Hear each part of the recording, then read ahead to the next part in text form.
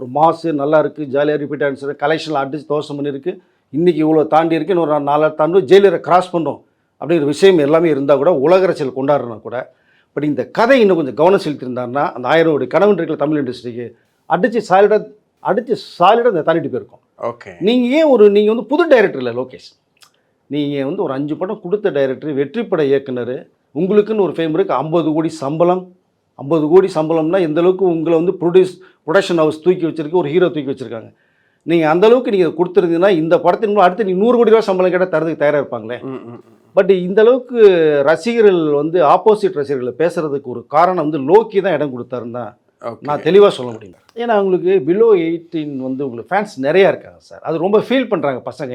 நம்ம வீட்டு சைடே பார்த்தீங்க அப்படின்னா ரஞ்சித படம் பார்க்க முடியலன்னு அல்லாத குறையாக பேசிகிட்டு இருக்காங்க, எப்படியாவது போகணுன்னு சொல்லி.